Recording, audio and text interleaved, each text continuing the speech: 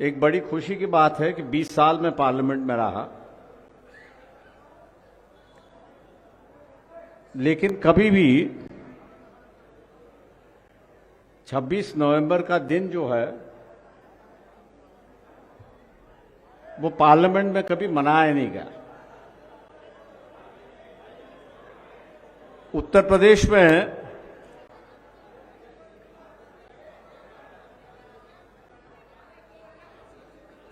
पहली बार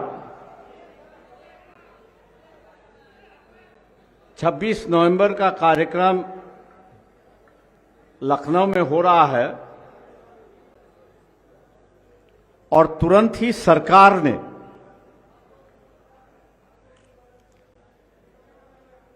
छब्बीस नवंबर के 2 कार्यक्रम आयोजित किए। एक सेंट्रल हॉल में किया हुआ है और एक 5 बजे विज्ञान भवन में किया गया। हम लोग गलतफहमी में नहीं रहना चाहिए।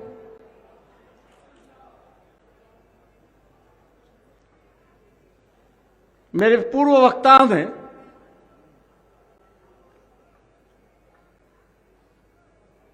आज इस संविधान के सम्मान के रैली में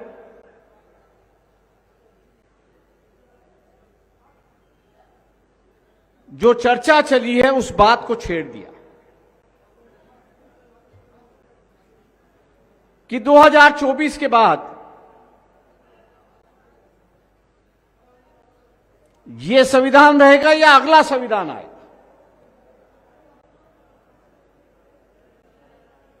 जहां तक मेरी जानकारी है,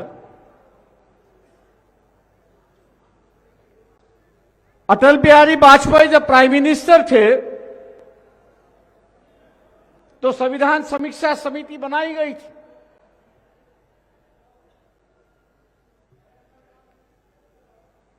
उस वक्त ही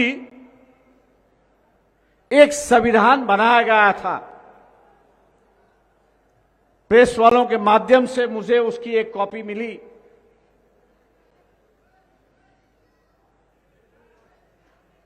और अटल बिहारी वाजपेयी से हमने कहा कि आपकी समीक्षा की रिपोर्ट आई नहीं है, लेकिन अखबार वालों के पास आपकी एक संविधान की कॉपी मिल चुकी है।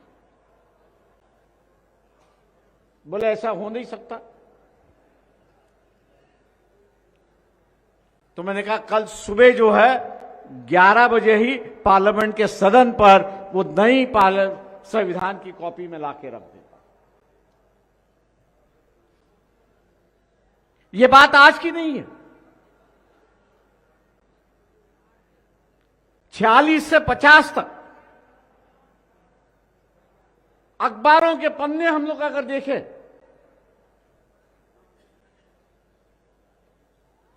या आरएसएस का जो अखबार है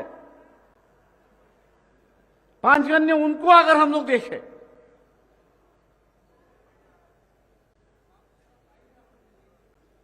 तो संविधान की चर्चा एक तरफ चल रही थी और दूसरी तरफ हम इसको मानते नहीं, ये एक चर्चा चली थी।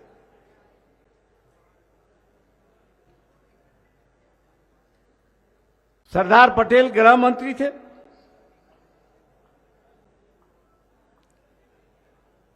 26 जुलाई 49 का एक गवर्नमेंट जीआर है, गवर्नमेंट गैजेट है।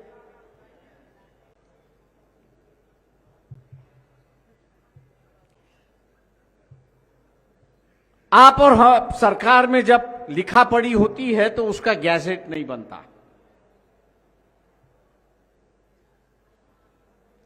लेकिन उस वक्त जो लिखा पढ़ी हुई आरएसएस और सरदार पटेल के बीच में वो गैजेट बनाया गया और 3 चीजों की जिक्र की गई। पहला जिक्र यह था कि 15 अगस्त ये भारत का स्वतंत्र दिन है करके आरएसएस मानेगी। दूसरी कंडीशन जो थी वहां पर कि तिरंगा जो है यही भारत का ध्वज होगा, फ्लैग होगा। और तीसरी बात होगी कि आरएसएस इस संविधान को मानने के लिए तैयार है।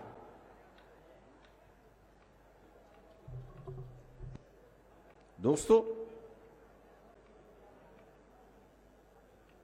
आज भी संविधान का दिवस मनाया जा रहा है। वो आरएसएस नहीं मना रही, बीजेपी नहीं मना रही है। हम लोग को गुमराह करने के लिए सरकार बना रही है। इस पर ध्यान हम लोग को देखना चाहिए। बदलाव अगर होना है तो पार्टी में बदलाव होना है, विचारों में बदलाव होना है।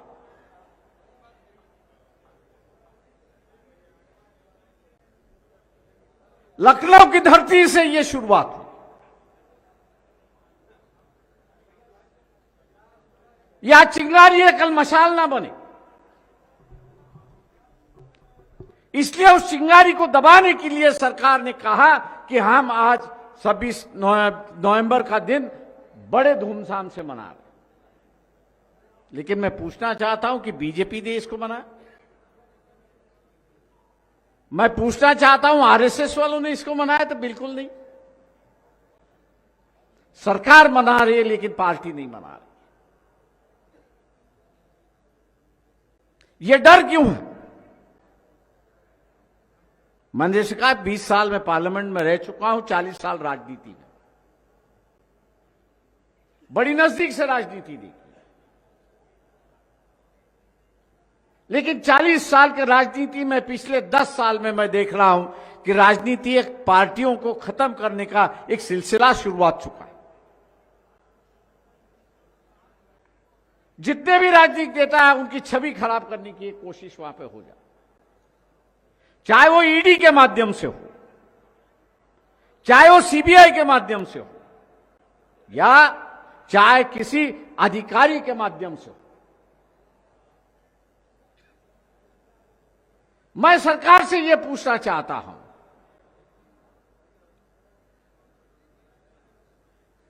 कि जिस 2G के स्कैम को कंट्रोलर एंड ऑडिटर जनरल के जो प्रमुख है, उन्होंने कहा कि 2 लाख करोड़ का घोटाला हो गया, सरकार ने उसके कुछ तथ्य कोर्ट के सामने नहीं रखे। आज उस अधिकारी के खिलाफ सरकार कार्रवाई क्यों नहीं कर रही? यह उस वक्त से एक साजिश शुरुआत है, एक साजिश है कि राजनीतिक पार्टियों को बदनाम करो, नेताओं को बदनाम करो, ताकि एक पार्टी बची रहे। आज वही है। राज्यों में रीजनल पार्टीज दिखाई देती है, नेशनल लेवल पे कोई पॉलिटिकल पार्टी दिखाई नहीं देती। और 2024 में यही नारा होगा कि देश चलाना है,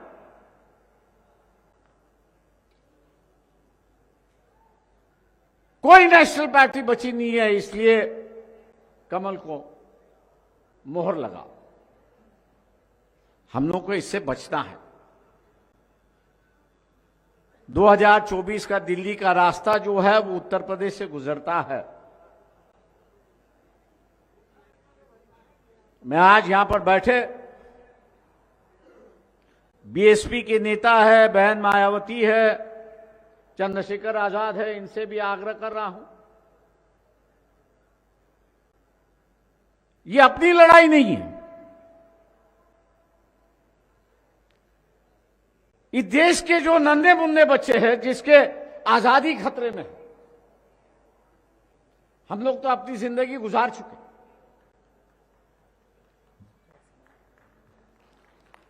हम लोग तो अपनी कुछ जिंदगी गुजार चुके हैं। उन बच्चों का क्या होगा? जिस तरह की आजादी हम लोग ने महसूस की, क्या उनकी उस आजादी को हम बरकरार रखेंगे? हम लोग संविधान पे खतरा कहते हैं, लेकिन आरक्षण पे खतरा आ चुका है। उत्तर प्रदेश के हाईकोर्ट में अगर किसी ने अगर अर्ज कर दी कि जो पंचायत के जो चुनाव हुआ है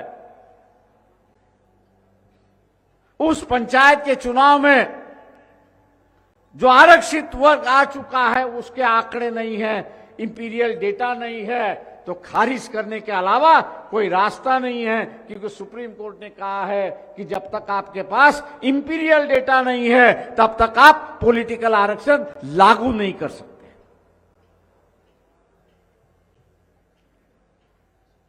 वही उसी बात को आगे ले जाके कहेंगे कि आपके पास इंपीरियल डेटा नहीं है, इसलिए शिक्षा में क्यों आपको आरक्षण दीजिए। वही आगे बात आएगी कि फिर आपको नौकरियों में क्यों आरक्षण। मेरे पूर्व वक्ता ने कहा, और मैं आपसे दूसरे दोबारा दोहराना चाहूंगा, राजे महाराजाओं के वक्त हम लोग कहां थे? दरवाजे पे थे या दरवाजे के बाहर? संविधान ने आरक्षण के माध्यम से, संविधान ने आरक्षण के माध्यम से इस देश की व्यवस्था हम हाथ में ले सकते हैं। ऐसी एक सिस्टम बनाई, ऐसी एक परिस्थिति। किसान लड़ रहा है, जूझ रहा है, पार्टी की ओर से, हमारी ओर से समर्थन है, लेकिन वो भी एक प्रकार के आरक्षण की लड़ाई लड़ रहा है। मिनिमम सपोर्ट प्राइस का कानून चाहिए, उसके पहले यहां की मंडी आरक्षित थी। लेकिन 1990 में यही आरक्षित मंडी खुली हो गई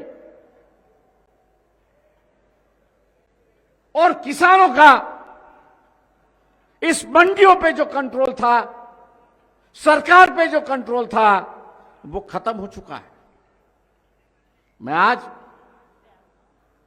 इन्हीं किसान भाइयों से कहता हूं कि आरक्षित वर्ग आपको समर्थन देने के लिए तैयार है, लेकिन आपको 2 कदम आगे बढ़ना होगा।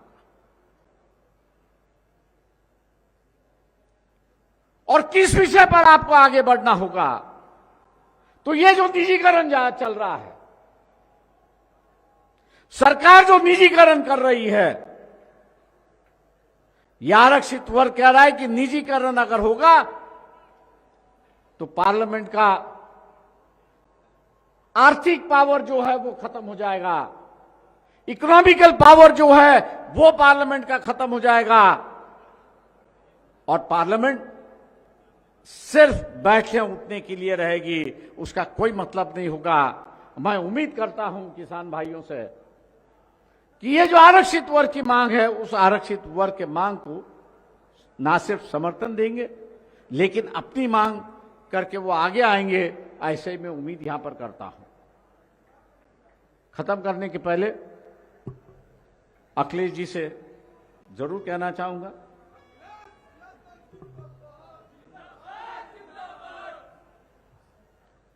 आप सोच के चलिए, समझ के चलिए, वक्त आपके साथ है।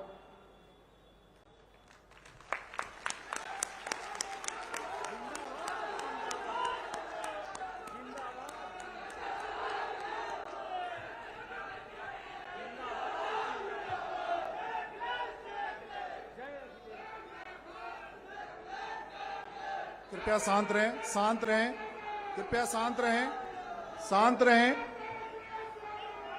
कृपया शांत रहें, शांत रहें, कृपया शांत हो जाएं, शांत हो जाएं। विंध्या के ऊपर मैं भारत को 2 विभाग में बांटता हूं, एक विंध्या के ऊपर और विंध्या के नीचे।